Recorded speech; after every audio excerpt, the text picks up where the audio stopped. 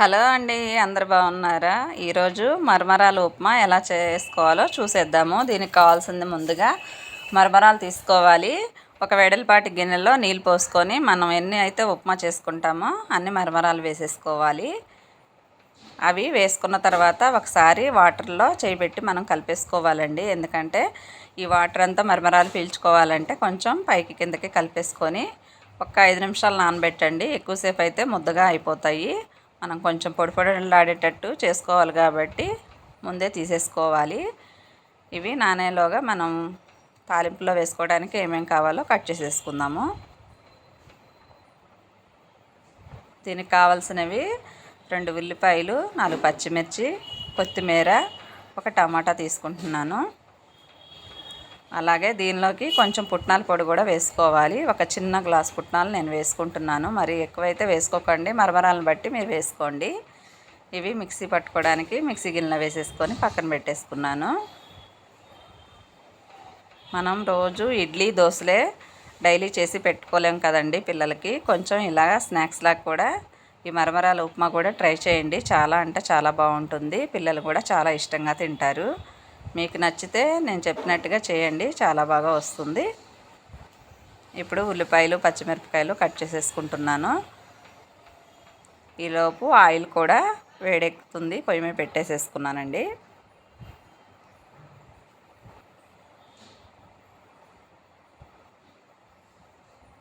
కొత్తిమీర, టమాటా కూడా కట్ చేసి పెట్టుకుంటున్నాను.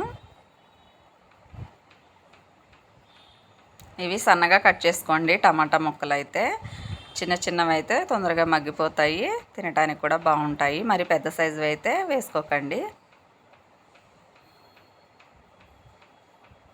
కొత్తిమీర కూడా ఉంటే కొంచెం ఎక్కువే వేసేసుకోండి, టేస్ట్ బాగుంటుంది. అలాగే ఒక సగం నిమ్మకాయ చెక్కని రసం పిండి పక్కన పెట్టేసేసుకోండి. ఇప్పుడు మనం ఆయిల్ పెట్టేసేసుకున్నాం కదా, పోపు కూడా వేసేసుకుందాము. ఈలోపు ఇవి మరమరాలు వాటర్లో ఉన్నవన్నీ పిండేసేసి ఇలా ఒక గిన్నెలో వేసుకోవాలి. ఇలా మొత్తం వేసేసుకోండి. కొంచెం కూడా వాటర్ లేకుండా గట్టిగా పిండేసేయండి. ఇప్పుడు ఆయిల్ కూడా వేడెక్కేసి ఉంటుంది కాబట్టి పోపు కోసం చూద్దాము. ఆయిల్ వేడెక్కింది కాబట్టి పల్లీలు కూడా వేసేసుకుంటున్నాను.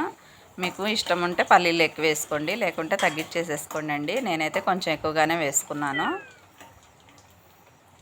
ఇవి కొంచెంసేపు వేగనివ్వండి. పల్లీలు కూడా ఇవి బాగా వేగిన తర్వాత ఆవాలు, శనగపప్పు, మినపప్పు కూడా వేసుకోవాలి.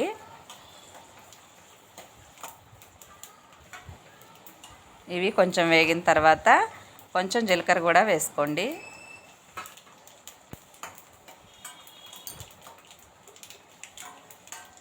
ఉంటే జీడిపప్పు కూడా వేసుకోవచ్చు. నేనైతే జీడిపప్పు లేదు కాబట్టి వేసుకోలేదు. అలాగే పచ్చిమిర్చి, ఉల్లిపాయలు కూడా వేసుకుంటున్నాను.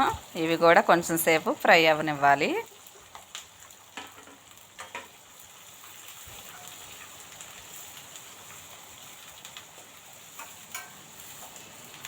ఇది చాలా ఈజీగా తొందరగా అయిపోతుందండి మరమరాల ఉప్మా. మరి మీరు కూడా ట్రై చేయండి.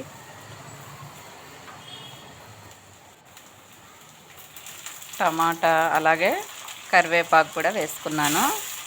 టమాటాలు కూడా చిన్న ముక్కలు కట్ చేసుకున్నాం కాబట్టి తొందరగా వేగిపోతాయి.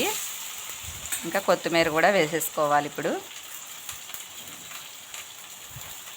మనకి మరమరాల ఉప్మాకి తాలింపే సగం టేస్ట్ వస్తుందండి, ఇవి వేసుకునే దాన్ని బట్టే.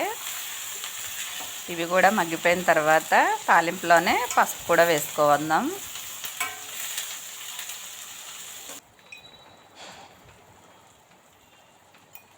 ఈ పసుపు వేసుకొని ఒకసారి కలిపేసుకోవాలి.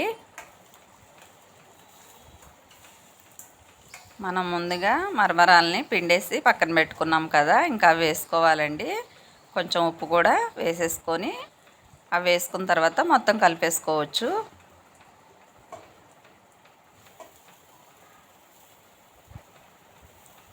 పుట్నాలు కూడా పొడి పట్టుకున్నాం కదా, దీనిపైనుండి ఇవి కూడా వేసేసుకుంటున్నాను.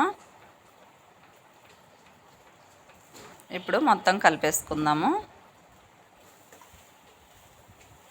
దీనికి కారం అయితే అవసరం లేదండి, పచ్చిమిర్చి కారమే సరిపోతుంది.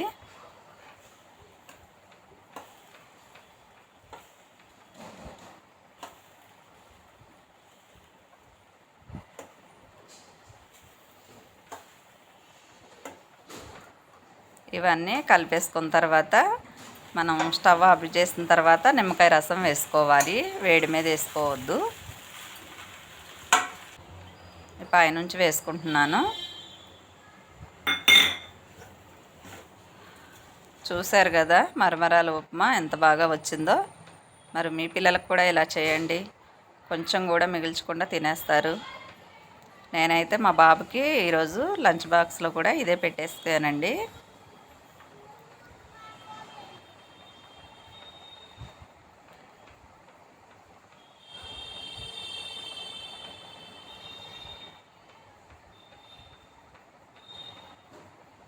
మా వీడియోస్ నచ్చితే లైక్ చేయండి, సబ్స్క్రైబ్ చేసుకోండి. మా మరమరాల ఉప్మా ఎలా ఉందో కామెంట్ చేయండి.